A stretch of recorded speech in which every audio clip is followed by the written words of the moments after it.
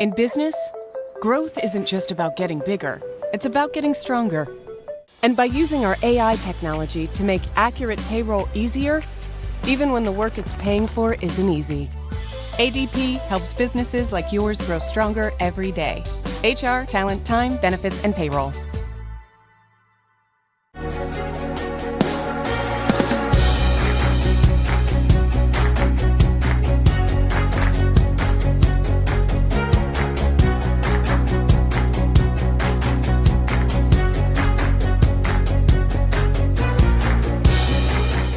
Olá, sejam bem-vindos. Nós estamos aqui hoje para iniciar a segunda série de meetings do Grupo Gestão RH em parceria com a ADP.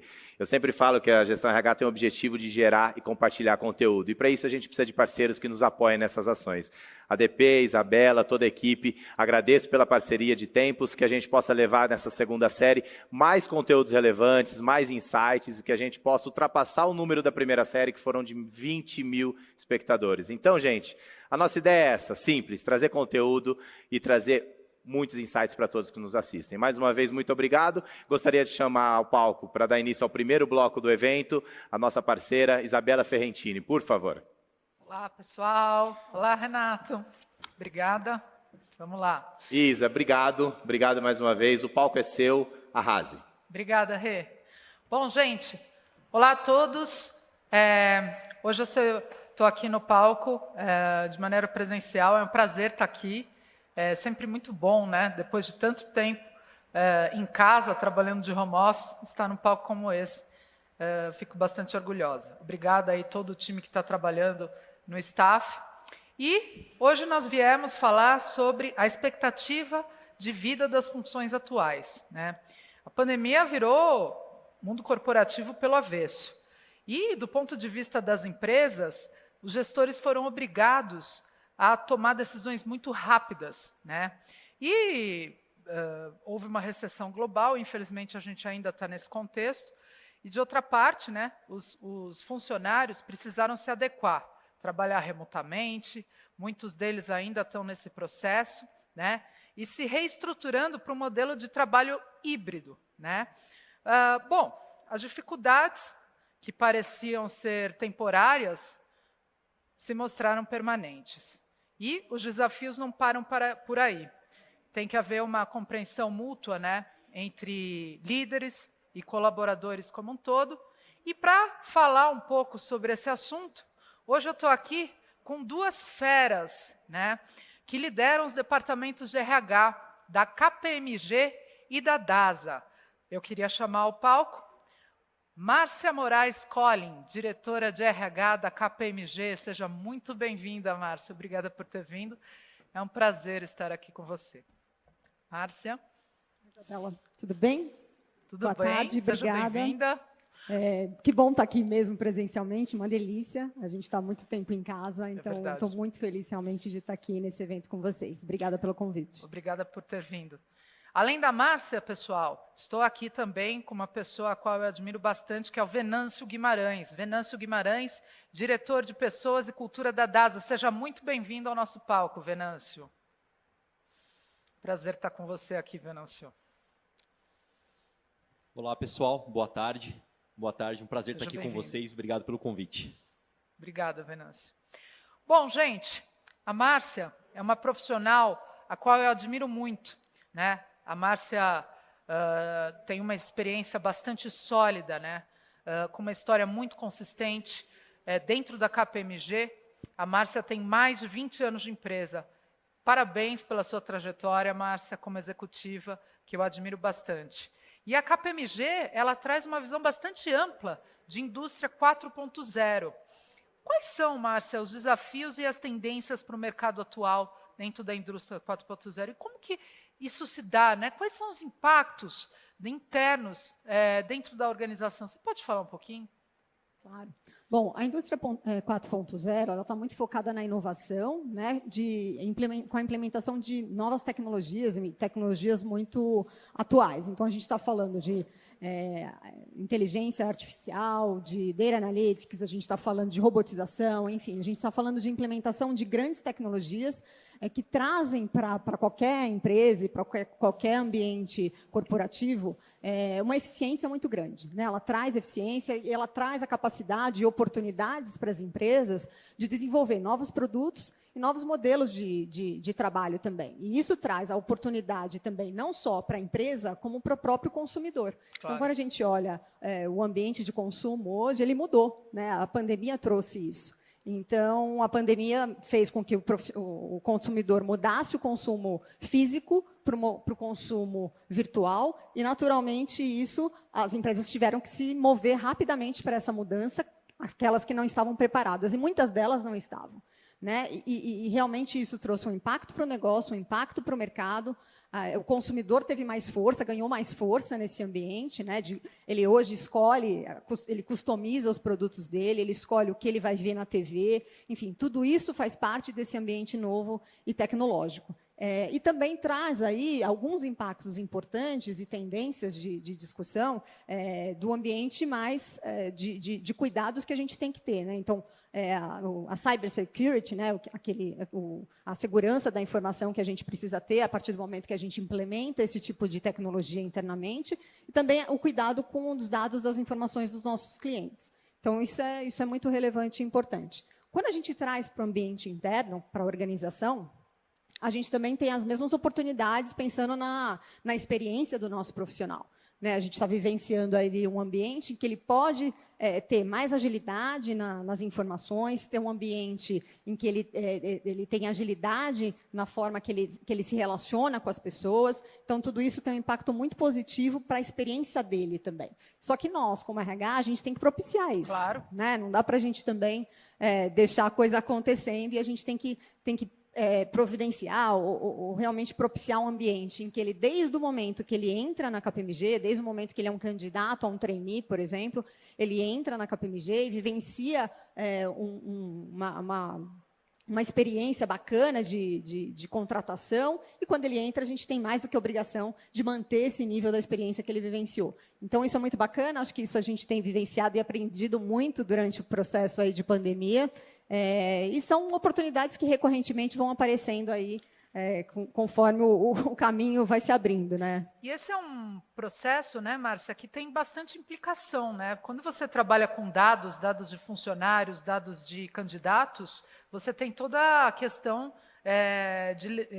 da legislação, né, de como gerir isso, né, que é a LGPD, que é um tema bastante relevante e que agora, no dia 1º de agosto, entrou em vigor. Né?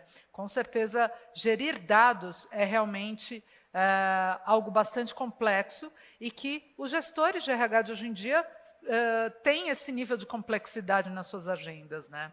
Então, é bastante interessante como a indústria 4.0 envolve um ambiente bastante complexo.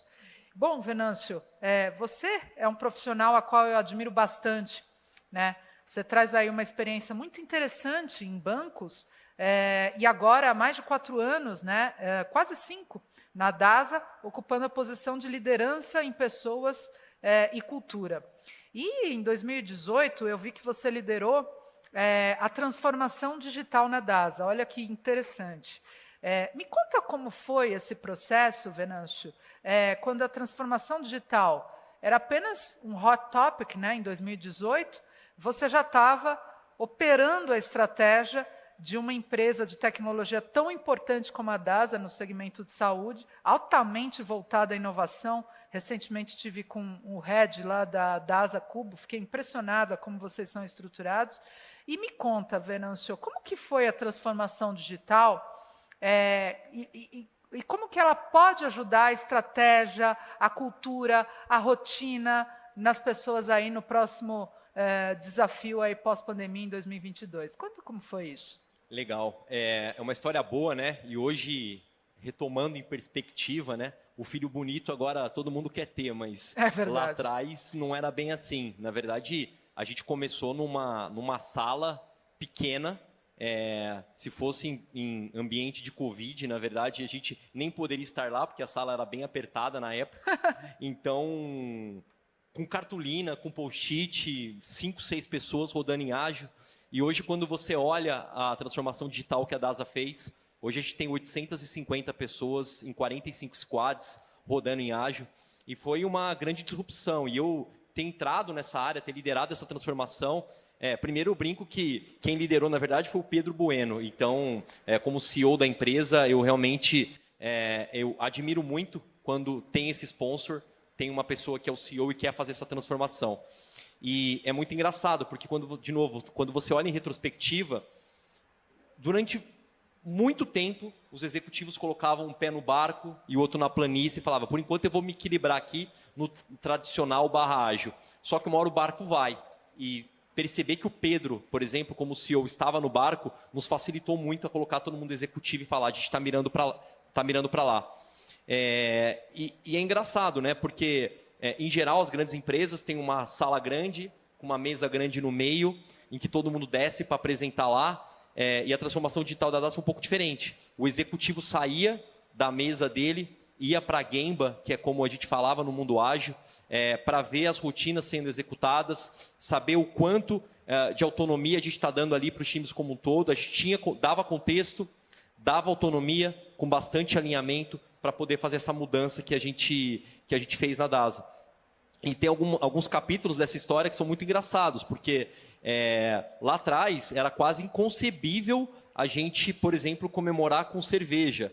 E hoje, ao final de uma release planning, que é quando você alinha todas as grandes entregas das squads, a gente termina os ritos com o que a gente chama de beer review, revisão com cerveja. Então, a gente comemora tudo aquilo que entregou, mostra aquilo que a gente não entregou e o que a gente está fazendo para a gente melhorar cada vez mais. E quem olha de fora pode até parecer que é uma algazarra, mas na verdade é uma algazarra extremamente controlada. Eles sabem o que eles precisam fazer, eles sabem o que eles precisam executar para entregar o melhor resultado para a companhia. E dentro de tudo isso está um pouco do nosso propósito, né? Que é ser a saúde que as pessoas desejam e que o mundo precisa. E com esse propósito em mãos, as squads trabalham para fazer uma grande transformação.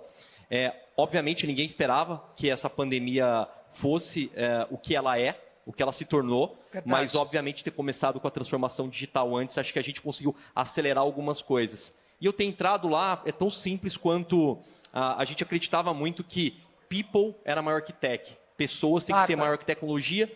A gente tem um time de tecnologia fantástico na empresa, mas tecnologia é enabler. O mais importante ali é colocar o paciente no centro, trabalhar próximo do cliente, entender a realidade dele e trazer em prática aquilo que a gente quer fazer de melhor para ele. Você vê que interessante, né? A gente tem aqui o case do Venâncio, né, que começou contando sobre a história dele de transformação digital, onde coloca o cliente como centro de tudo.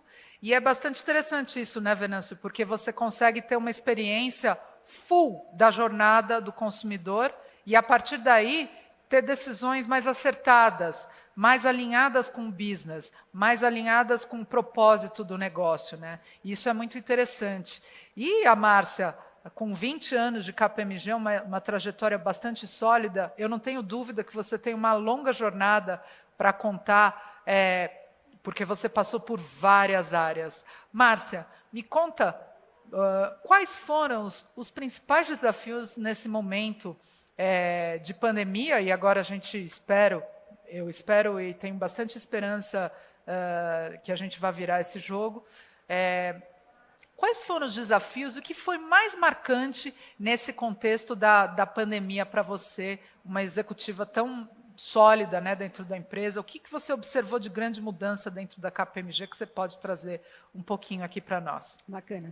Bom, eu acho que para todas as empresas a gente deu o real valor para a área de capital humano, né? Acho que dessa vez a gente realmente recebeu os créditos e a gente soube lidar com esse momento de crise, né, mundial, e que realmente a gente colocou ali o nosso papel, o nosso valor, o nosso conhecimento em prol do cuidado com as pessoas, e isso acho que teve um valor muito reconhecido em todas as empresas que a gente, né, conhece atualmente. Então, eu acho que foi um desafio muito grande cuidar das pessoas, né, de um grupo grande, cuidando do contexto emocional, do contexto financeiro, do contexto físico também, porque estava todo mundo ali disponível praticamente, né, 12, 13 horas por dia conectada ao computador de forma remota. Então, a gente precisou realmente cuidar muito de perto dessas pessoas para que a gente pudesse né, ter o engajamento efetivo e o resultado também, porque não adianta também a gente só cuidar das pessoas e não ter o resultado da empresa. E isso a gente conseguiu trabalhar nessa combinação e tivemos resultados realmente muito bacanas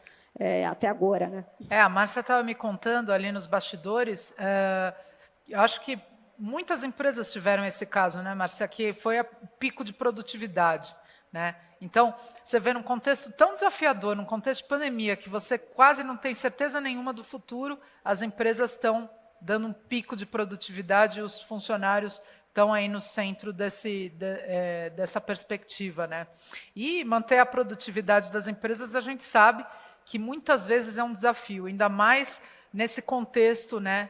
Nesses momentos tão de incertezas constantes. Vocês têm, Márcia, algum canal de comunicação que vocês com os colaboradores, né? Como que foi essa tua história aí da produtividade durante a pandemia e do alto nível de engajamento que você me contou lá nos bastidores? Bacana. Conta um pouquinho para a gente. Legal. A gente tem diversos canais de comunicação, acho que tem os canais que a gente, mais informativos, digamos assim, que a gente disponibiliza informação, então a gente tem um portal, a gente tem um chatbot que ajuda muito as pessoas a trazerem as informações de forma ágeis e de forma, né, rapidamente ali o que ele precisa para o dia a dia de trabalho dele. A gente tem helpdesk, então a gente tem uma central de atendimento para as questões também de pessoas, então ele pode ligar, pode acionar, pode resolver. A gente tem canal de atendimento psicológico, enfim, temos diversos canais. Mas a gente implementou um na pandemia que eu gosto muito, apesar de serem todos altamente tecnológicos. A gente implementou um canal que eu acho muito bacana. A gente abre lá uma conversa com todos os profissionais, então uma reunião mensal de 2 horas, em que o RH fica à disposição para conversar com todos os profissionais. Então, é pauta aberta, eles podem trazer reclamação, sugestão, dores, enfim. Claro que, né, situações que sejam possíveis a gente dividir ali com um grupo grande, mas a gente está à disposição mensalmente para discutir, entender e tratar rapidamente os assuntos que a gente entende que é um problema, é um ruído dentro da empresa. Então, acho que esse canal funcionou muito bem, foi bem bacana e as pessoas gostaram muito realmente desde o momento que a gente implementou, justamente porque mostra mais cuidado ainda com os nossos profissionais. Com certeza, a gente está com uma série de pessoas que lideram departamentos de RH nos assistindo a Márcia, assistindo o Venâncio, e a gente percebe como o RH se tornou o foco nesse momento que a gente está. E o Venâncio estava me contando ali nos bastidores a experiência bastante ecossistêmica que ele teve durante a trajetória dele na DASA, onde ele investigou, trabalhou ativamente desde o helpdesk até liderar o processo de transformação digital e hoje está encabeçando uma das áreas que eu com certeza afirmo que é uma das mais críticas, né, do negócio em um contexto de pandemia, em um contexto de transformação, que você tem as pessoas como asset principal. Venâncio, me conta como é que tem sido essa tua trajetória lá na DASA, que você contou uma história muito bonita, a qual que você passou desde o helpdesk até toda essa trajetória de transformação digital. O que você tem para contar, que você aprendeu, que você investigou, e o que isso te transformou como líder? Legal, na verdade foi uma parte, quando eu estava com a parte de transformação digital, o pessoal virou para mim e falou, legal, você fez para a DASA inteira a transformação digital, agora, como você faz essa transformação para o paciente, para o cliente? Foi, na verdade, o call center, né? Não especificamente o helpdesk, mas o que estava sob a minha gestão? Todo o contato do paciente via telefone, então no call center, na parte física, em todas as nossas unidades, no físico mesmo, unidade de diagnóstico e hospitais como um todo, e também na parte digital. Então, a gente brincava que se o paciente entrou em contato via WhatsApp, ou bot, ou humano que transbordava, isso ficava conosco, ou via call center, isso acabava caindo conosco, ou na unidade, isso acabava caindo conosco. Então, a gente conseguia ter uma visão absolutamente omnichannel do colaborador como um todo. E a gente, hoje o Grupo DASA, ele atende cerca de 20 milhões de clientes/pacientes por ano. Ou seja, a gente brinca que pelo menos 10% do Brasil passa pela um dos nossos pontos de contato da DASA. E é super enriquecedor, porque você consegue entender na prática o que está acontecendo e traz para a área de pessoas aquilo que é mais importante. E se a gente quer ter uma jornada em que employer branding, employee value proposition e o próprio branding mesmo, brand equity da empresa, esse tripé é muito importante. Bárbaro. Então, assim, você colocar no centro desse tripé o paciente, eu acho que é formidável, porque o paciente ele conversa com a marca, enquanto o colaborador conversa com esse paciente, e a gente está criando um círculo virtuoso cada vez melhor para atender bem o colaborador, atender bem o paciente. E não é porque eu sou de RH, mas realmente eu acredito que a experiência do paciente ela vai ser melhor se começar pelo colaborador. Não acredito em vida pessoal e vida profissional, acredito em vida e ela é uma só. Então, a gente cuida do colaborador, para o colaborador poder cuidar bem do nosso paciente e, obviamente, voltando para o propósito, ser a saúde que as pessoas desejam e que o mundo precisa. Então, essa experiência, essa etapa na minha carreira que eu pude trabalhar enquanto experiência do paciente foi muito importante para mim, entender o outro lado do balcão foi muito legal. E isso é muito interessante, né? Porque a gente está vendo, né, Venâncio e Márcia, transformação digital, todos estão falando sobre isso. Você abre as revistas, as principais revistas de negócio, todos os líderes estão engajados com o tema da transformação digital. E o que você veio trazer aqui para nós é muito interessante, que a transformação digital tem o pilar principal, que são as pessoas, independente se elas são os funcionários ou se elas são os nossos clientes, a qual a gente coloca como centro do negócio. E se você fosse falar agora com um líder, a gente está com mais de 1000 líderes assistindo a gente nesse momento, que estão lendo, né, sobre transformação digital e que talvez as empresas não estejam tão organizadas do ponto de vista de inovação e de estratégia de inovação. Se você fosse falar para um líder que está pensando em liderar esse processo de transformação digital dentro dos RHs, que conselho que você daria, você que tem uma experiência tão interessante, tão larga dentro desse universo? Eu diria algumas, assim. Eu acho que a primeira delas é comece. Nem que seja pequeno, comece. Interessante. Dá frio na barriga mesmo. Você não vai encontrar só pessoas super adeptas à transformação digital, mas quando você começa a provar valor, isso começa a ser também um círculo virtuoso, porque a pessoa que está do lado começa a ver valor, eu quero isso também. Aí um par dela fala, nossa, que legal, está dando certo, eu quero isso também. E a gente acaba tendo um ciclo muito positivo. Então, primeiro de tudo, comece nem que seja pequeno. Segundo, encontre os decisores chaves daquela empresa. De novo, pode ser que uma ou outra fique preocupada, mas a gente está dando tudo certo, para que a gente vai mudar agora? E a resposta é, porque está dando certo agora, amanhã pode não dar mais. Quando a gente começou isso, o Pedro, também CEO da empresa, ele pegou todo o comitê executivo da empresa, levou para o Vale do Silício, para entender as startups lá que estavam realmente disruptando o setor. E a gente via que a gente, como DASA, a gente era uma empresa muito grande, e a gente brincava, falava assim, cara, a gente pode ser até o Nubank brinca muito com isso, né? Que ele, na parede, a gente fez muito benchmarking, Magazine Luiza, em Nubank, e quando a gente foi no Nubank, eles têm uns dinossauros pintados na parede. E quando você pergunta, por que esses dinossauros? Porque esses aqui são os bancões, e a gente vai acabar com os dinossauros e etc. E a gente olhava e falava, cara, a gente não pode ser esse dinossauro.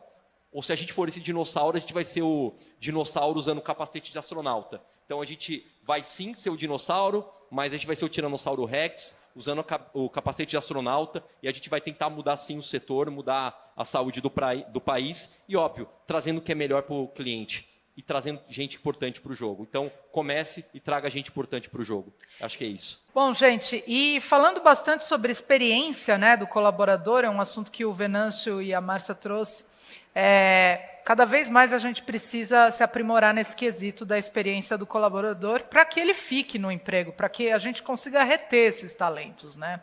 E, Venâncio, conta para a gente, como é que a DASA está reforçando o seu EVP? EVP, para quem não sabe, é Employer Value Proposition. para gerar valor na gestão das pessoas. Como é que está isso? Muito boa pergunta. Até recentemente a gente estava falando sobre isso na empresa. A gente veio uma certificação internacional, a Top Employers, e deu feedback para a gente, assim, vocês têm muita coisa, mas vocês não estão posicionando o que é o seu EVP. E a gente foi estudar mais no tema ano passado, principalmente durante a pandemia, e a Gartner, que é uma empresa super conhecida, e um dos pilares dele é o próprio RH, eles trouxeram o que eles chamam de The New Human Deal, né, que na verdade é basicamente o EVP pós-pandemia. Eles trazem alguns pilares desse novo EVP, então, conexões profundas, bem-estar holístico, crescimento profissional e pessoal e propósito compartilhado. E aí, quando a gente olha de trás para frente, esses 4 pilares estão sedimentados em 3 coisas. O que a gente chama de contratual, que é aquilo que a gente conhece no dia a dia, o salário, vale-refeição, vale-alimentação, assistência médica, que é o que eu chamo do feijão com arroz.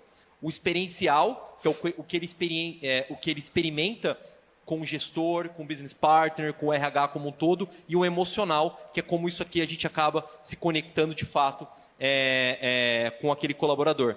E a gente declarou, e aí falando de cada um deles, né, no experiencial a gente tem hoje, porque o contratual cá entre nós é o BAU, é o business as usual que a gente tem que fazer. Quando a gente traz o experiencial, a gente tem um programa hoje de gestão que a gente chama de Líder DNA, que é a formação de futuros executivos da empresa, e que a gente buscou dentro desse programa influenciadores para poder falar mais do EVP, para poder ser grandes sponsors da empresa e como eles se conectam com os colaboradores como um todo. A gente, RH, numa empresa de 40 mil colaboradores, a gente não consegue alcançar esses 40 mil, mas a gente consegue sim trabalhar a gestão para chegar nesses 40 mil colaboradores. E a gente treinou, capacitou e, obviamente, trouxe esses influenciadores para perto para trazer essa parte do experiencial. E o que é emocional, a gente se conectou com o marketing, e aí a gente comentou um pouquinho mais cedo, né?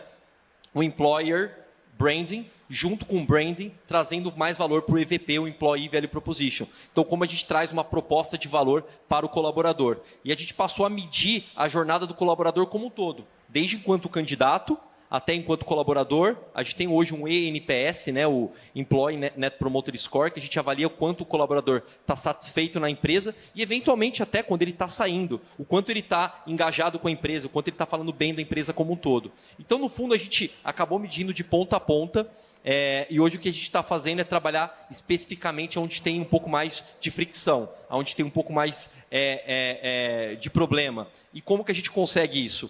Com as pulses. Então, vocês falaram um pouquinho mais cedo, né, sobre todas as ferramentas. A gente pulsa uma vez por semana, onde a gente entende como é que está o colaborador de forma geral e, obviamente, isso retroalimenta o EVP como um todo. Então, de novo, medindo, engajando e trazendo a liderança para perto. Bárbaro, Venâncio, que relato interessante, né? E eu passaria o dia inteiro aqui conhecendo, investigando um pouco da experiência de vocês. Incrível, quanta coisa vocês me ensinaram aqui. Mas, para finalizar, eu queria perguntar para a Márcia e também para o Venâncio, como é que vocês acham que as organizações devem lidar com a questão do propósito, né? Na relação com seus colaboradores? Porque você falou muito de medir, né, o pulso, mas a gente também tem que trabalhar a questão do propósito. Como é que está isso, Márcia? Bacana. Na minha opinião, acho que propósito ele é muito poderoso, né? Eu acho que ele realmente traz uma conexão com os valores da empresa, com os nossos valores. É uma forma que a gente realmente impacta a vida das pessoas, né? Da sociedade. Então, ele realmente tem um valor muito grande para um posicionamento de marca, principalmente. Naturalmente, o nosso propósito como empresa, como firma, ela tem que estar conectada com o propósito pessoal. Né? Então, a gente, como RH, a gente precisa trabalhar na comunicação do nosso propósito para que isso esteja muito claro, para que a pessoa realmente entenda, absorva que aquele é o nosso propósito, que faça a conexão adequada com o propósito individual. Acho que isso é super relevante. Né? Ela precisa realmente entender, aquilo precisa fazer sentido para ela, e a partir do momento que aquilo faz sentido, a gente toca o emocional, a gente toca o passional, e aí realmente a gente engaja as pessoas, a gente motiva as pessoas e retém que efetivamente é o nosso papel ao longo da jornada aí do nosso profissional. Incrível. E você, Venâncio? Como é que você vê a questão do propósito? Concordo super. Acho que propósito é tudo, é poderoso, é o que se precisa comunicar. E falando um pouquinho mais cedo, né, a DAS aqui tem a saúde que as pessoas desejam e que o mundo precisa. E veja que eu estou falando pessoas. Pessoas, eu não estou falando de cliente nem de paciente. É colaborador, é cliente, é paciente, é acionista, saúde de todos. E eu sempre gosto de trazer um relato para isso, que recentemente estava numa reunião com uma gerente do meu time, e eu via no Teams, e eu via ela olhando muito para baixo, assim, claramente incomodada, olhando para baixo. Ela falou assim, Vê, me desculpa, mas eu preciso falar com a minha filha. E aí ela desligou a câmera, falou com a filha, voltou e falou, Venâncio, mil desculpas, etc. Estava me chamando. E eu virei para ela e falei assim, eu que te peço desculpas. Na verdade, eu que estou invadindo o teu espaço, seu e da sua filha. E não o contrário, você não tem que pedir desculpas. Claro. Eu acho que é isso que é propósito, é você se colocar no lugar do outro. A gente quer ser a saúde que as pessoas desejam e que o mundo precisa. E saúde, obviamente, a gente falou muito de saúde da pandemia, do Covid, etc. Mas tem a saúde mental, as pessoas mais em casa. Felizmente, nós estamos aqui, podemos ter um lar bacana, temos acesso a escolas, a um transporte melhor, mas essa não é a realidade do Brasil. Então, se colocar no lugar do outro e cuidar da saúde, não só Covid/pandemia, mas também saúde mental que a pessoa está passando, se colocar no lugar do outro é super importante. Isso é propósito, é realmente se colocar no lugar do outro e fazer a diferença para ele. Gente, não podia terminar de maneira melhor, né?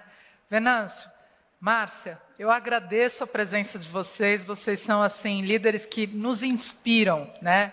Cada história, como líderes tão voltados ao asset mais importante do negócio, que são as pessoas. Parabéns pela experiência de vocês, pela trajetória. Espero que vocês continuem apoiando as empresas a se tornarem cada vez melhores. Muito obrigada. Obrigada a todos que nos assistiram. Fiquem com a gente. Uma série de encontros que a gente vai realizar em parceria com o Grupo Gestão RH. A ADP se orgulha desses eventos. Muito obrigada aos líderes que estiveram aqui hoje e aos que nos assistiram. Muito obrigada. Até mais. Obrigada, gente. Obrigada. Obrigado. In business, growth isn't just about getting bigger, it's about getting stronger. And by using our AI technology to make accurate payroll easier, even when the work it's paying for isn't easy. ADP helps businesses like yours grow stronger every day. HR, talent, time, benefits, and payroll.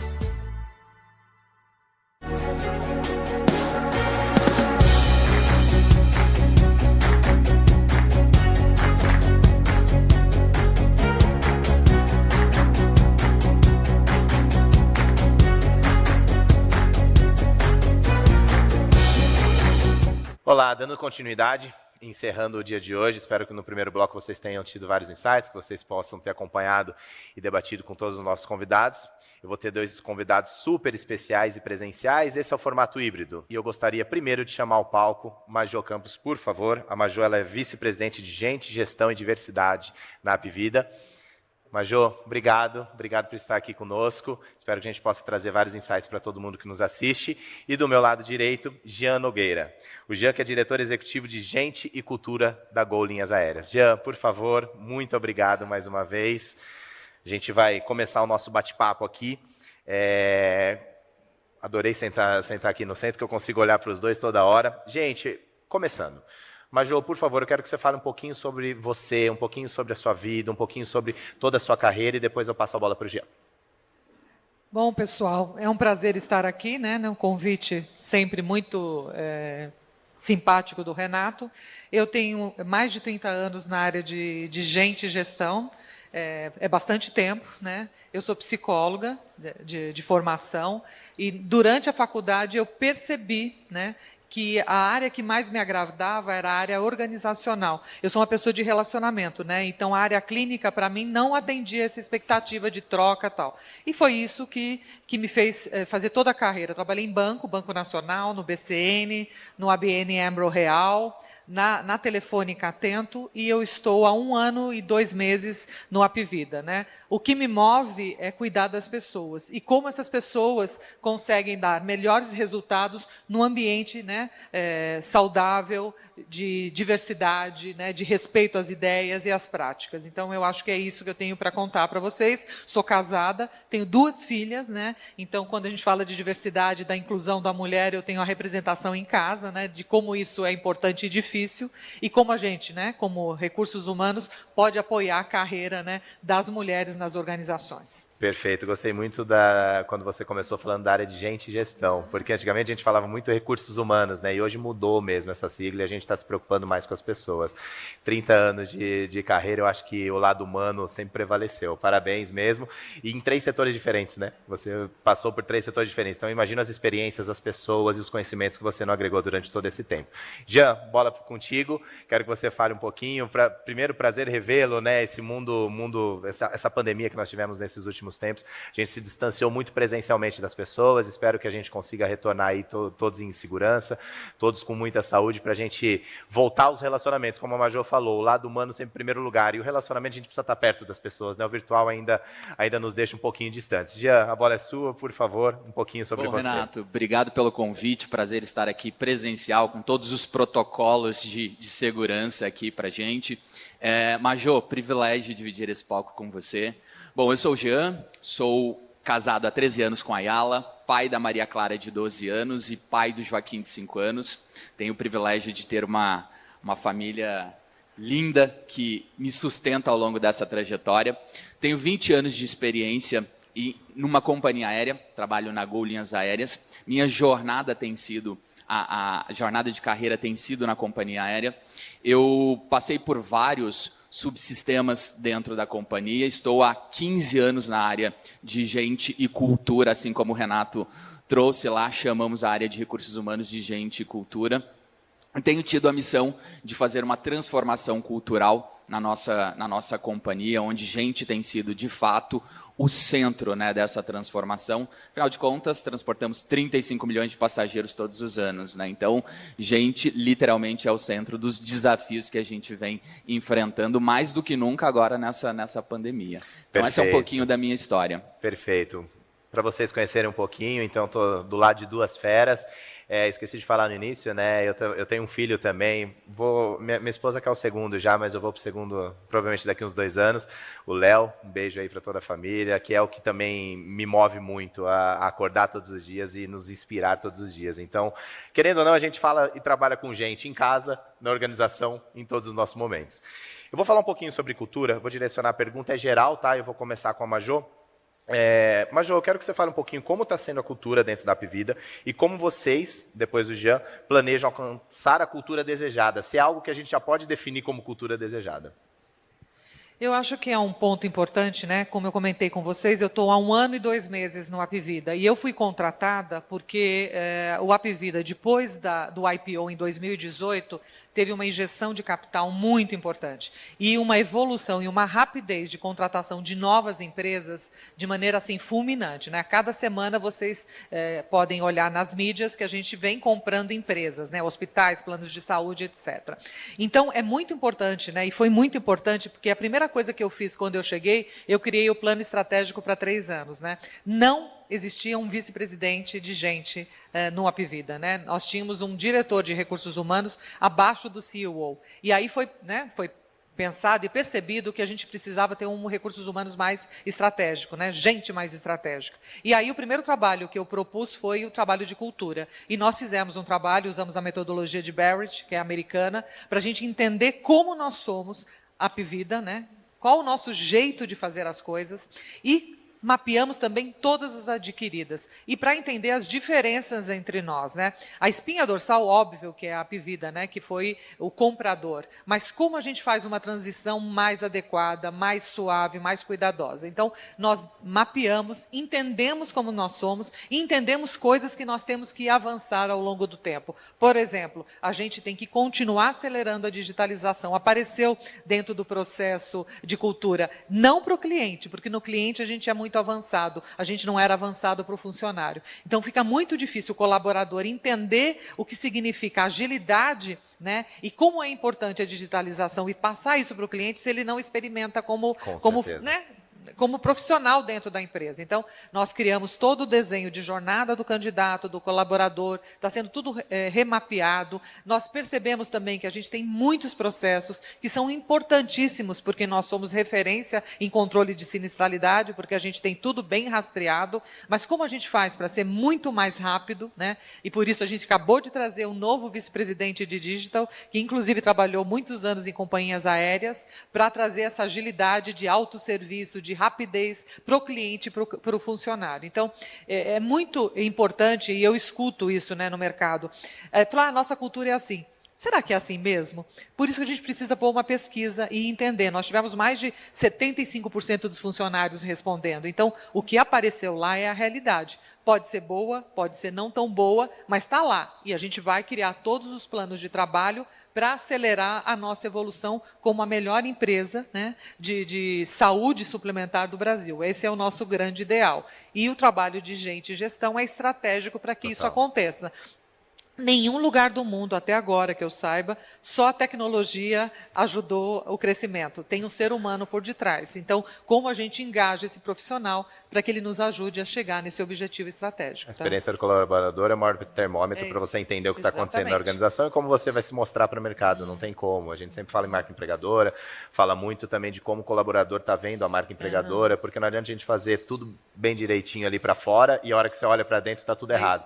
E é bacana também você colocar isso, que você praticamente conduziu todo o processo porque não tinha praticamente nada. Você trouxe os responsáveis para conduzir um processo que é diferente do Jean. O Jean já está na Gol há muito tempo, então você já tem um processo de cultura muito bem estruturado, que você participou provavelmente de quase todo o andamento dele. Como que é, olhando para esses dois lados, a Majô mais iniciante no processo de cultura com a Apvida pelo tempo que está na organização e você já durante um bom tempo na Gol?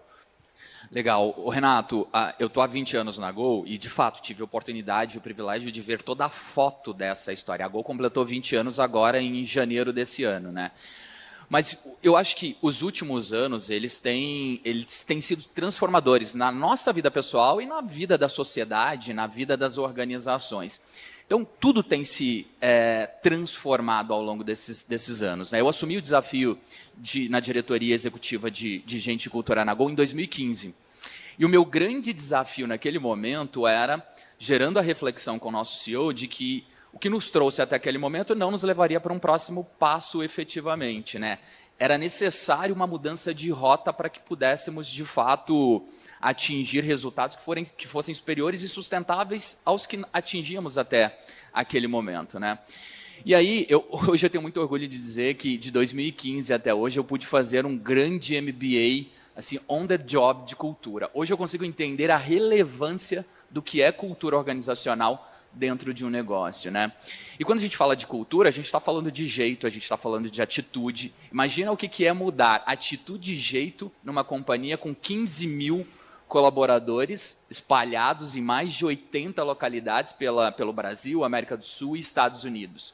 Isso leva tempo, né? Não é um piscar de olhos que você consegue fazer isso. E, de fato, como eu disse, uma jornada. A gente começou essa jornada de transformação, a gente precisava mudar a atitude da companhia aérea, afinal de contas, isso foi em 2015, a Gol estava com 14 anos de idade e já tinha passado por 2 incorporações, com a Varig e com a Webjet. Então, de fato, havia uma necessidade de mudança de rota e de atitude. E aí, você trazer as pessoas para rodas de conversa, você entender quais são o sol e as sombras do seu negócio. E mais do que isso, além de entender, aceitar, né? Porque você precisa aceitar que você é imperfeito e que você pode ir direcionando essa rota. Acho que esse é o maior desafio, né? Esse é o maior desafio.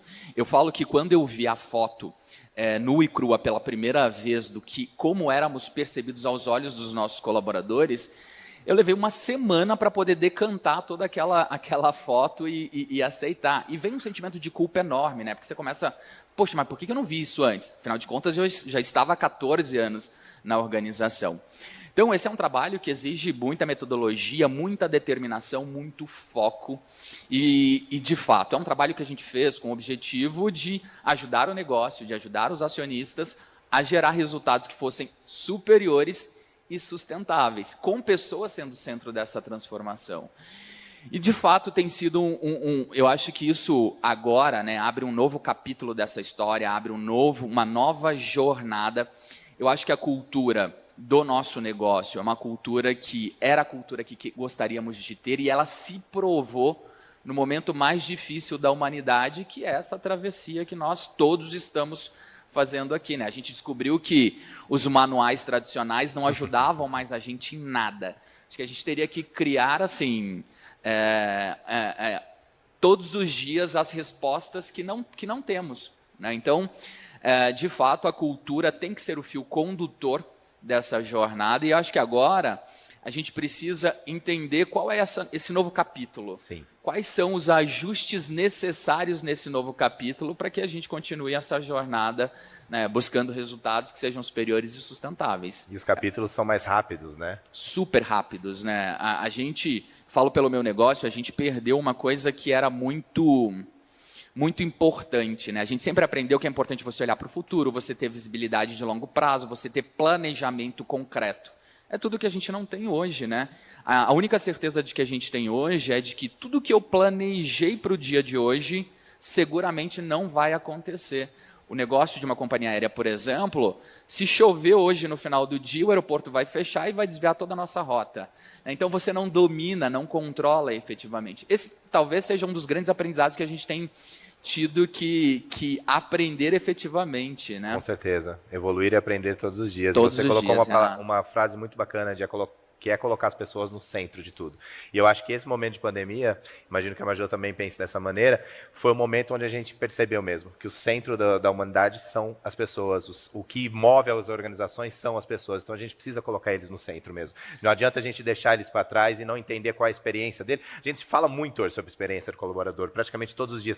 E lá atrás, isso já existe há bastante tempo, mas como ficou forte, né? Como ficou ativo isso, de a gente falar em EX, em CX, como você trabalha o cliente, como você trabalha o colaborador. Então, assim, esse momento está maravilhoso. E eu acho que o RH, falando em gente, gestão, cultura, ganhou muita força. E para nós é super importante. Eu sou apaixonado pela área de recursos humanos. E quantas vezes a gente já não escutou que o RH não ia mais existir, que ia ser substituído. E a gente olha nesse momento onde o RH ganhou o centro. E é o que a gente se preocupa diariamente. Então, eu fico super feliz mesmo vocês trazendo essas colocações, porque realmente nos enche de orgulho, porque a gente trabalha para isso. Então, as pessoas sendo esse centro mesmo, a gente vai conseguir sempre trabalhar em prol da humanidade. Então, eu gosto de estar com pessoas que são realmente humanas. Então, parabéns aos dois. Ô Renato, e isso, acho que o Majô vai concordar, em algum momento parecia um discurso clichê, né, de recursos humanos, de gente, cultura de gente e gestão, né? E eu falo que nessa crise que a maioria de nós achávamos que era de 90 dias e vamos completar daqui a pouco 2 anos, né? Literalmente gente é que sustentou o negócio. Se a gente não tivesse, as empresas que não tiveram uma cultura forte, não tiveram uma relação de confiança sustentável dos colaboradores com o negócio e dos colaboradores com a liderança da empresa, dificilmente vão sair dessa... Concordo. Não, e é interessante, né, Jean? O pessoal fala da pandemia, eu trabalho na área de saúde, eu nunca tinha trabalhado, né? É a primeira vez que eu trabalho na área de saúde. Todo mundo não ficou em home office, né? Porque o front office estava lá na batalha.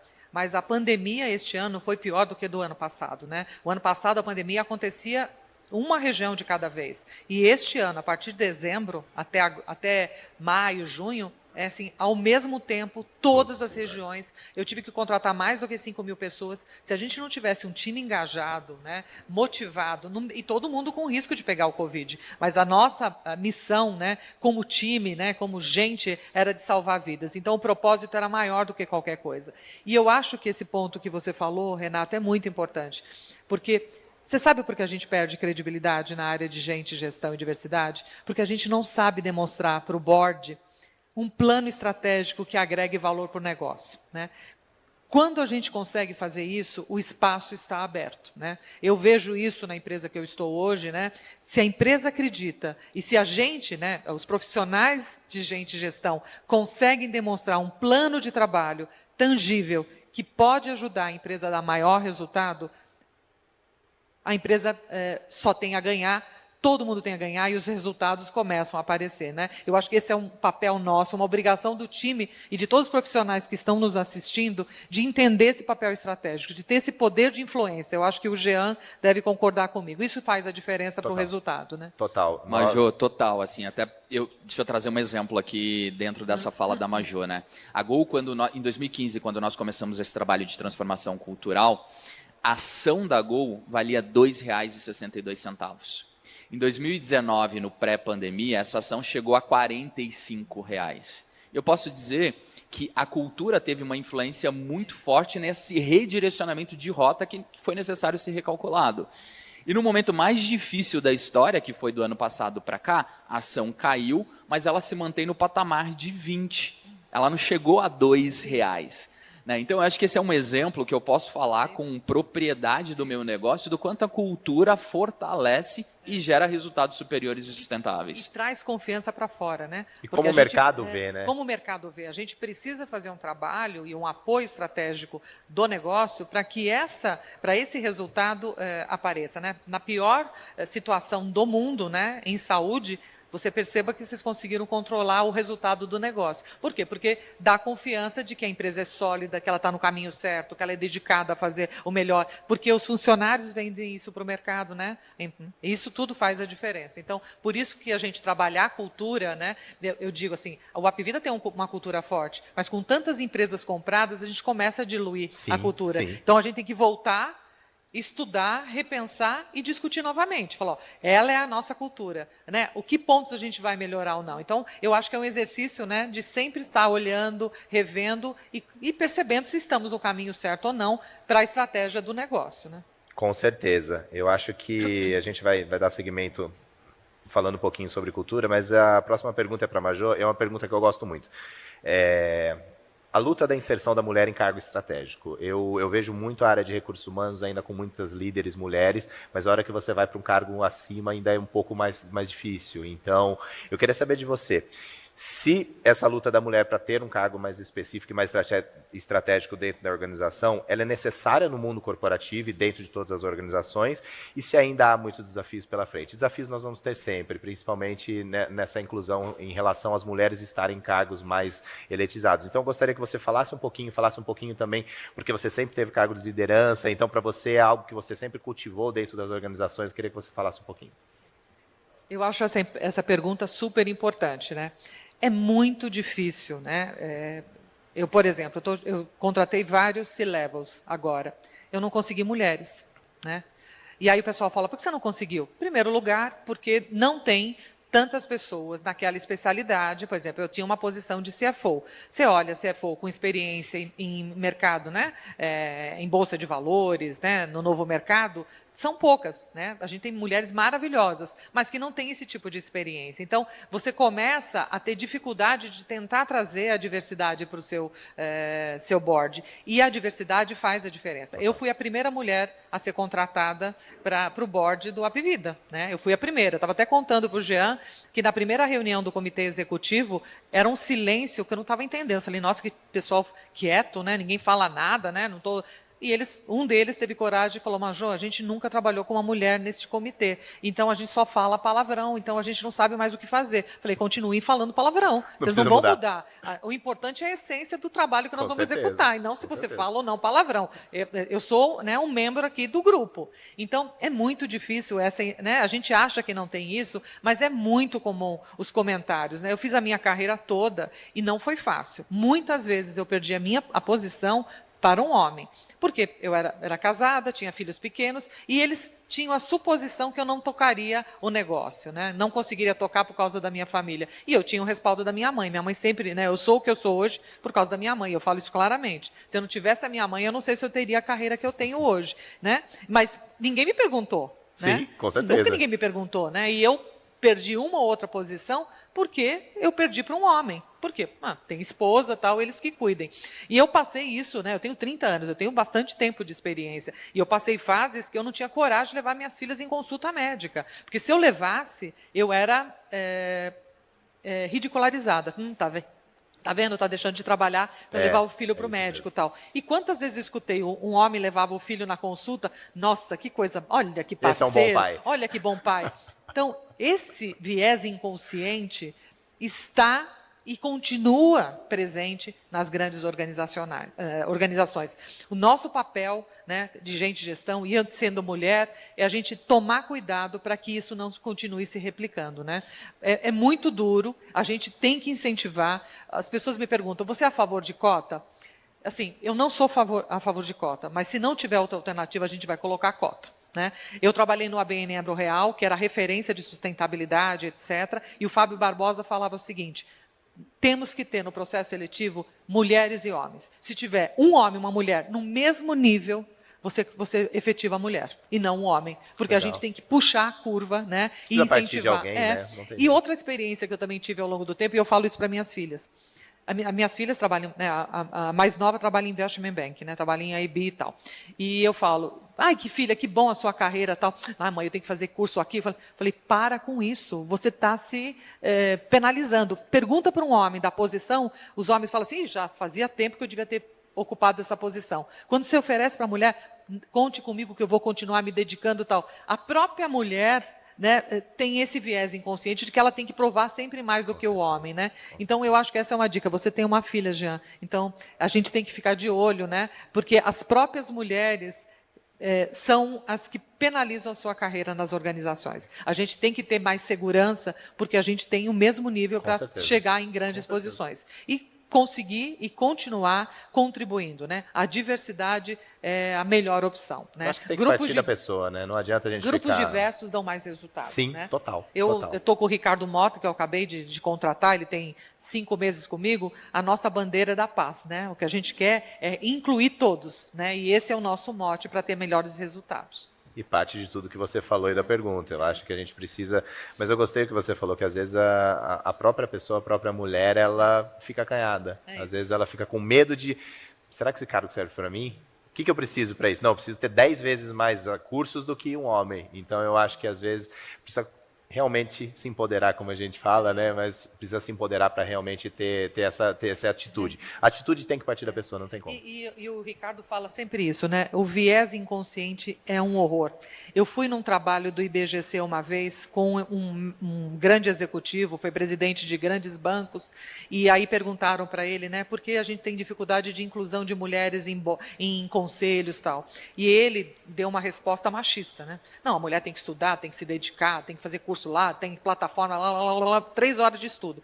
Aí eu não aguentei, né? Porque eu era o par dele no debate. E eu falei, e você fez que curso desses? Não, eu era presidente e fui para o board. Falei, então essa é a diferença. Homens indicam homens, você chegou à presidência, 99% das posições são preenchidas por homens nas presidências, você automaticamente vai para o conselho. Eu sou vice-presidente, vou ter que fazer 99 cursos para poder entrar num conselho, né? E, né? A indicação de homens são de homens, né? Sim, então, como a gente fácil. Quebra esse circuito, né? Ô, Majô, tudo isso que você falou é cultura, né? Nós aprendemos que funcionava assim, foi isso que nos trouxe até aqui, mas não será o que vai nos levar para o próximo passo. Como eu disse, né? Cultura é atitude, é jeito. Se a gente não remodelar o nosso jeito daqui para frente, não vamos sobreviver a esse novo capítulo dessa história que tem se apresentado a todos nós, né? Perfeito. Cultura realmente é o fio. Eu vou até continuar a pergunta, na verdade, porque, como eu falei, são 2 setores totalmente diferentes, né? Saúde e aviação.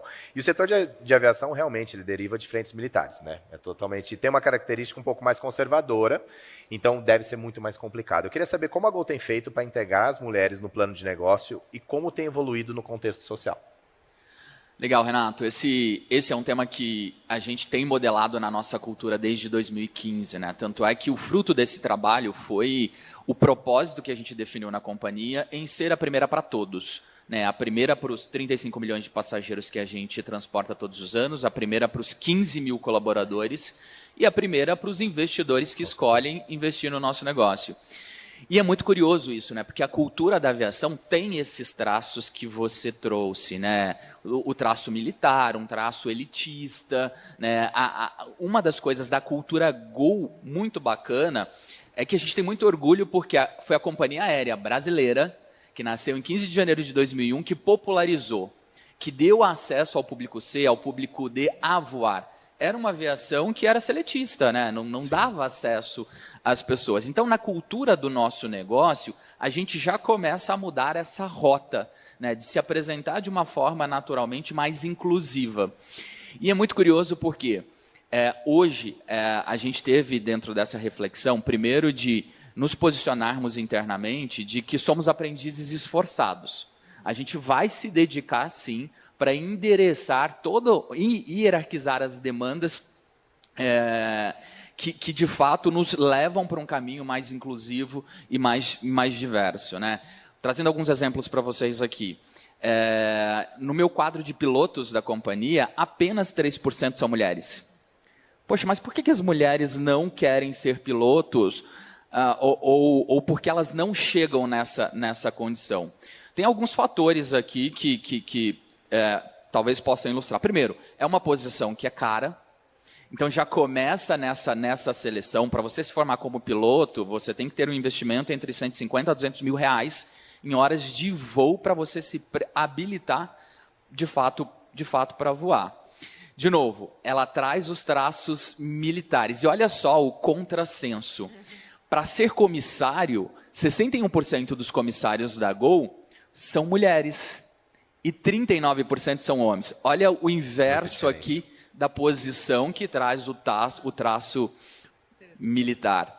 Então, assim, a gente tem discutido muito internamente, porque, assim, não é só dizer que a gente está aberto para as mulheres concorrerem a ser pilotos. Como é que a gente vai além? Como é que a gente cria oportunidades? Como é que a gente financia, cria um ambiente que seja, de fato, financiado para que as pessoas possam, de fato, chegar lá, né? Isso vale muito, por exemplo, também para as questões de raça. Sim. Né?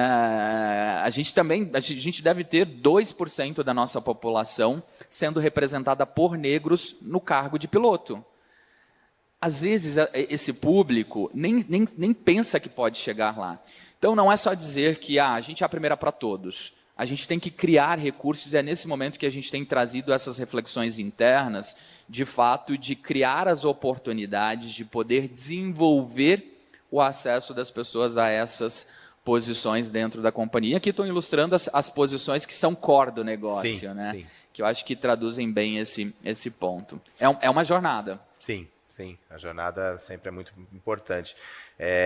Nós estamos falando aqui sobre vários temas, inclusão, diversidade, a parte das mulheres entrarem na parte estratégica mesmo da organização. A gente vai seguir com a Majô. Majô, eu quero fazer uma pergunta direcionada para você, porque você trabalha muito temas de diversidade e inclusão dentro da organização, junto com o Ricardo, junto com toda a equipe, e isso é muito bom, muito bom. Eu gosto sempre de trazer debates assim, onde a gente traz os cases mesmo, o que está acontecendo, que não adianta a gente falar o que todo mundo está falando, a gente precisa trazer realmente a realidade da empresa. Inclusão e diversidade são assuntos que devem estar sempre em pauta, isso diariamente. Sabemos que para as mudanças acontecerem precisa de uma ação, iniciativa das organizações e também das pessoas como um todo. Como você falou, você tem todo o apoio do Ricardo, da equipe, para que vocês consigam ter uma dinâmica melhor dentro da organização. Quais as práticas que a gente pode aplicar no nosso cotidiano para democratizar a diversidade e a inclusão? Essa pergunta também depois eu vou passar para o Jean.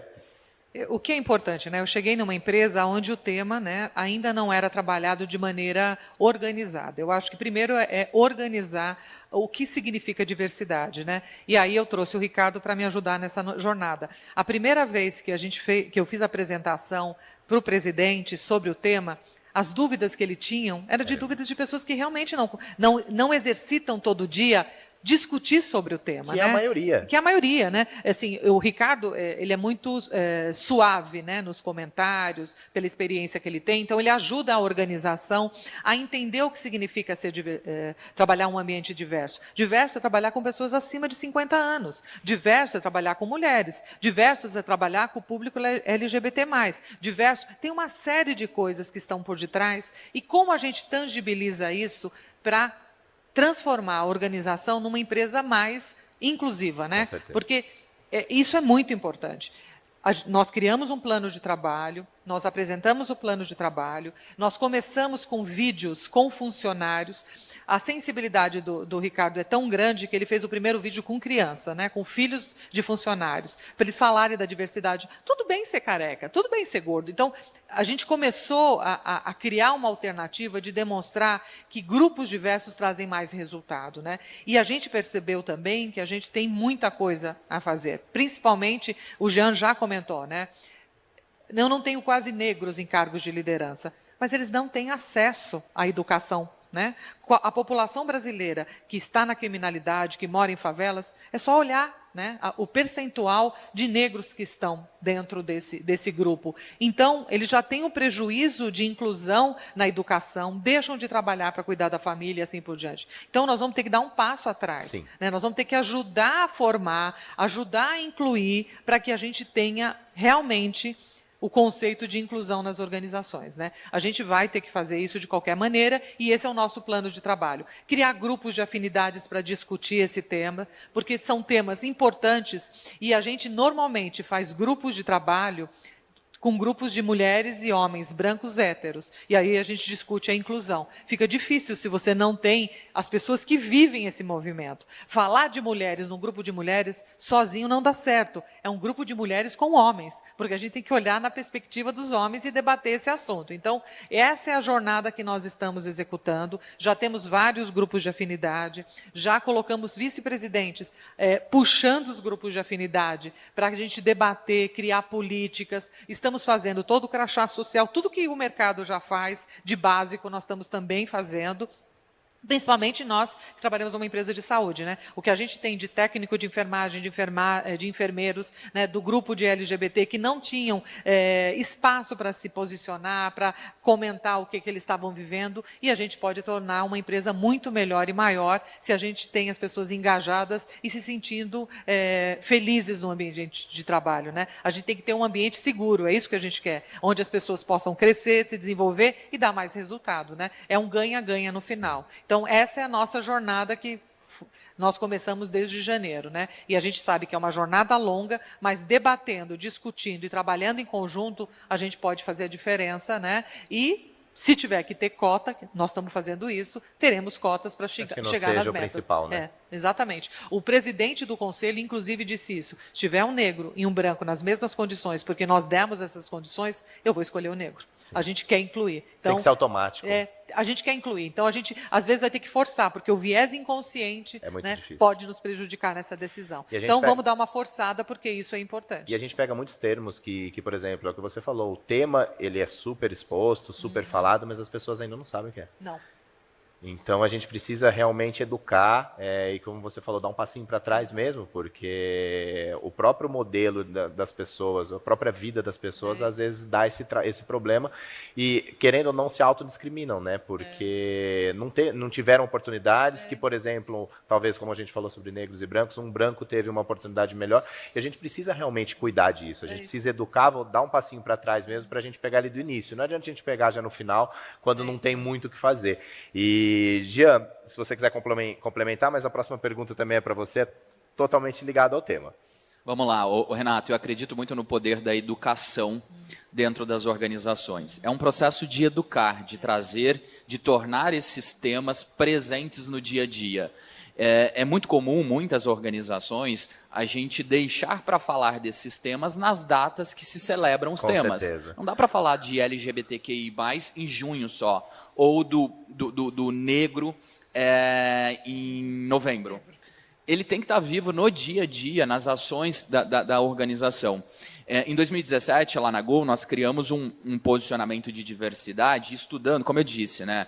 Estamos aprendendo com todos esses temas e não temos vergonha de dizer que somos aprendizes esforçados.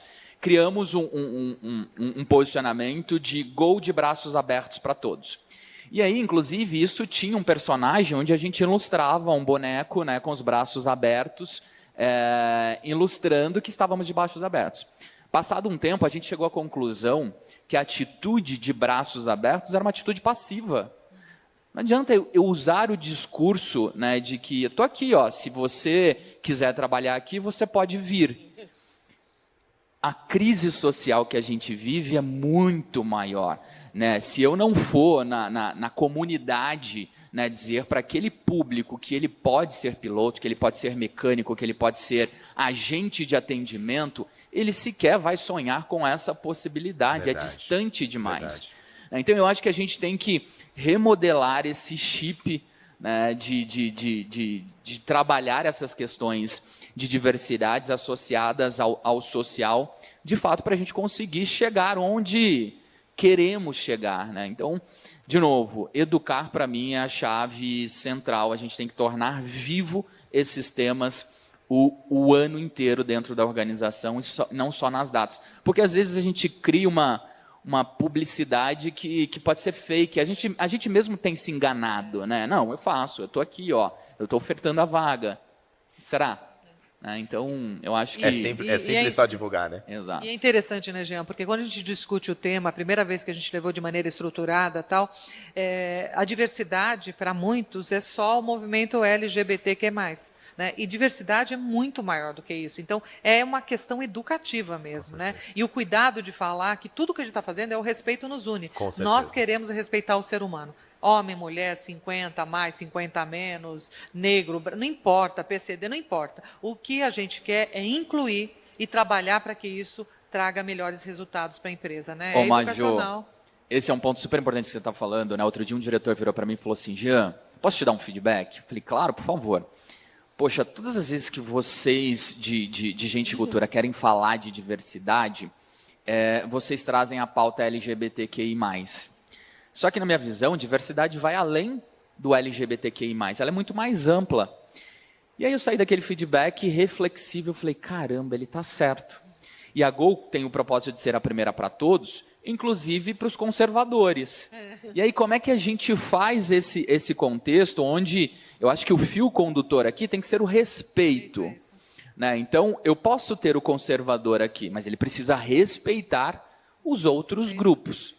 Então, esse é um ponto super importante para nós de recursos humanos, para a comunidade de recursos humanos, com esse cuidado também de olhar para a diversidade de uma forma muito mais ampliada.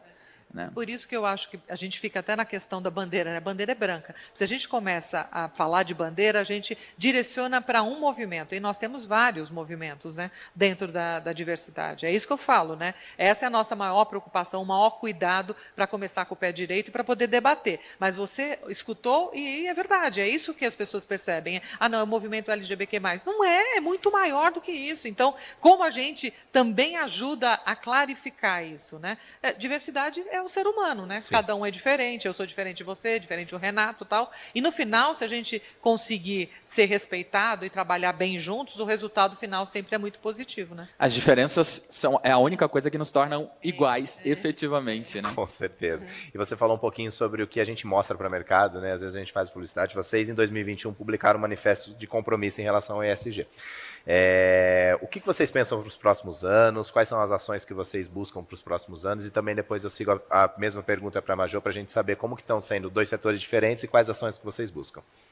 Eu acho que agora o tema de diversidade ele está sendo embalado pelo ESG, né, e o social nas organizações. Né? E agora, no 20º aniversário da Gol, e nesse conceito pandêmico, onde não se faz festa, né? E como a gente encontra uma forma de celebrar, né? E de dizer para a companhia o quanto a gente está comprometido e o quanto a gente acredita nessa travessia que estamos fazendo de forma sustentável. Né? Então, a gente decidiu que nós iríamos celebrar esse momento fazendo um compromisso interno de longo prazo, de como nós vamos nos comportar nos próximos 20 anos dentro do E, dentro do S, dentro do D.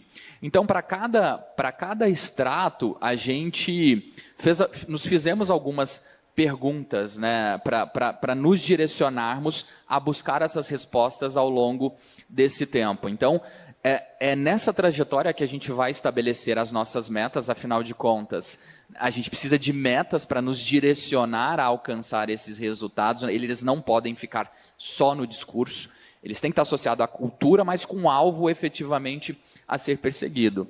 Então, a gente tem falado muito sobre isso e organizando os nossos temas internamente para se posicionar associado a essa cultura da Gol, que já é uma cultura que nasce de forma inclusiva, né? Como eu citei anteriormente. A companhia que popularizou, que deu acesso.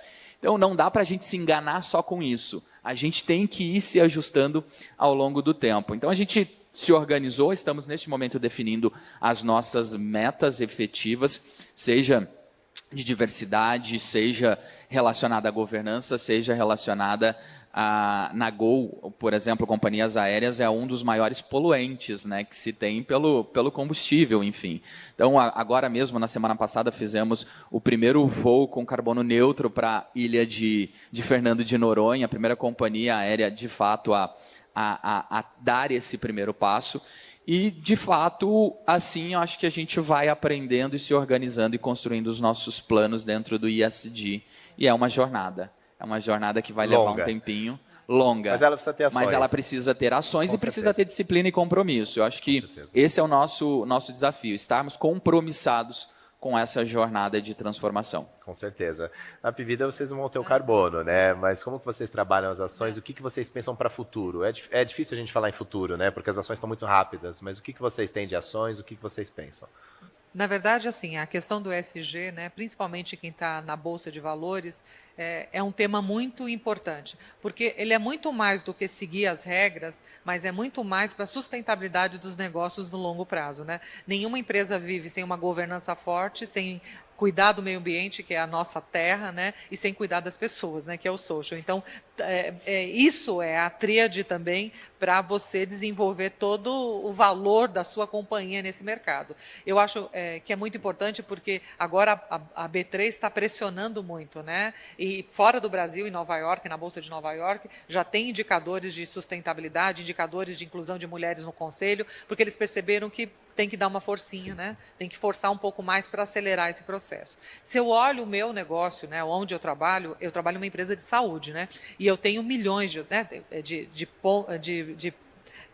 prontos atendimentos, de hospitais. Então, o meio ambiente é extremamente impactado se a gente não cuida do descarte de produtos, né? Ainda mais na pandemia, né, gente? Com certeza. Né? O que a gente produziu de produtos muito, muito transmissíveis, isso é uma questão importante do ESG, né? Então, como a gente cuidou do descarte, como a gente cuidou de energia, nós estamos muito preocupados com a energia brasileira, né? Eu acho que todos vocês devem estar, né? Com essa falta de chuva, né? Falta de capacidade de gerar energia com uma empresa desse tamanho. Então, também é uma questão de ESG, né? Como a gente trabalha em parceria, todas as organizações, para que a gente consiga suprir isso, também é um plano nosso.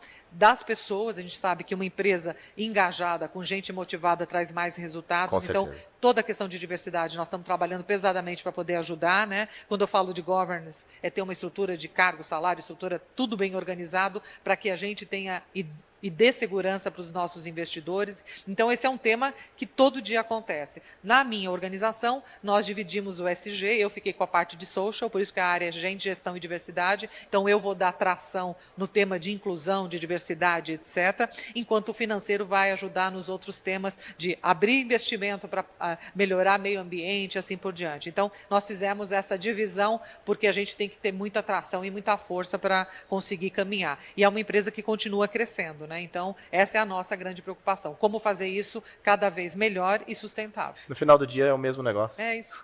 A gente precisa estar conectado realmente, toda a organização, e a gente sempre, às vezes eu ouço em conversas que não é o RH que precisa cuidar das pessoas. São todos os líderes, é a empresa no geral que precisa cuidar. Você precisa cuidar do próximo, então a empresa precisa estar conectada, senão no final do dia os negócios não vão rodar, não adianta. Mas é uma discussão importante, né? Como a gente fala que a liderança é responsável pelas pessoas e não é RH, né? Porque sempre, perdeu o funcionário, a responsabilidade... Não, a responsabilidade é sua. É isso mesmo. Você como líder, o que aconteceu para perder esse profissional, né? A gente pode ir lá ajudar, motivar, engajar, ensinar, junto com o líder, mas o papel é da liderança. Então, esse também é a mudança de mindset, né? Em várias empresas. certeza. Com certeza. Gente, poxa, acho que eu ficaria aqui mais umas 3 horas. Nós estamos caminhando para o final. Espero que vocês tenham aprendido muito. Como eu sempre falo, eu gosto de trazer pessoas reais com cases reais. Então, a gente conheceu um pouquinho sobre a Vivida, um pouquinho sobre a Gol, um pouquinho de todas as culturas, de toda a cultura das organizações, de tudo que está sendo feito dentro da empresa. E a gente sempre pensando no final, para que o colaborador, para que a pessoa se sinta mais feliz e se sinta principalmente parte da organização.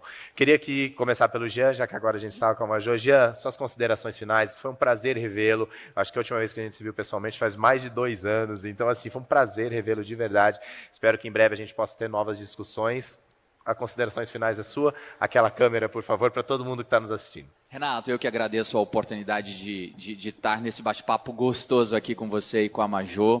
De novo, né? Eu acho que tem um capítulo novo sendo aberto na sociedade, no nosso dia a dia. Eu acho que a gente tem vivido temas super desafiadores nas nossas organizações, na sociedade, mas abre-se várias oportunidades de aprendizagem. Esse tema debatido aqui, diversidade, eu acho que esse é o momento efetivo, né, da gente direcionar essas ações nas nossas organizações, tornando-as mais plurais e, de fato, contribuindo, né, para uma sociedade muito melhor, muito mais inclusiva.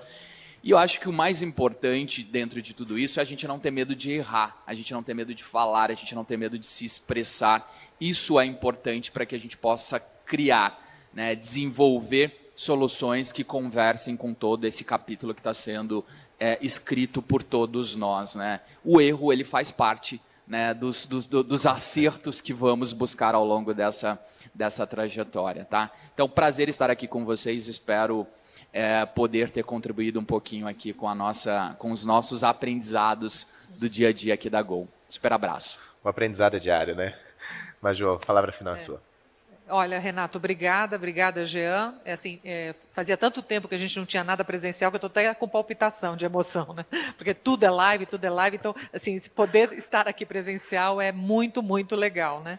Outra coisa que é importante, eu acho que o tema diversidade, né? Eu escutei há muito tempo atrás que era moda, né? Eu acho que a gente tem que tomar cuidado com esse tipo de comentário, né? Não tem nada a ver com moda, é respeito ao ser humano, né? Como se todas as empresas tiverem a mesma convicção de que tratar os profissionais com respeito, independente de religiosidade, de sexo e etc., a gente pode ter um mundo melhor, um país melhor e melhores resultados, né? Eu trabalho agora na área de saúde com um propósito muito importante, que é acesso, né, das pessoas à saúde suplementar, que eles, né, quem não consegue ter todo o apoio, né, porque o SUS não dá conta, né, é um mega modelo de sucesso o SUS, a gente só precisaria de mais investimento, mas é um mega negócio de sucesso, e como nós complementamos isso para a população, né? Então, é muito importante ter respeito, cuidar das pessoas, e se todas as organizações acreditarem nisso, a gente vai ter um país melhor, com resultados melhores. Obrigada Perfeito. pelo convite, tá bom? No dia de hoje, a gente falou um pouquinho sobre a automação dos negócios no primeiro bloco, e foi bacana porque, se vocês olharem o tema, está como mulheres na liderança.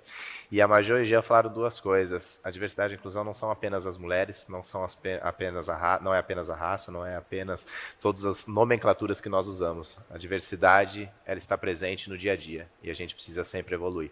Muito obrigado a todos que nos assistiram, espero que vocês tenham gostado. Lembrando que vocês podem compartilhar esse mesmo link para todo mundo assistir, que ela sempre fica em nossa plataforma. Até a próxima, um abraço.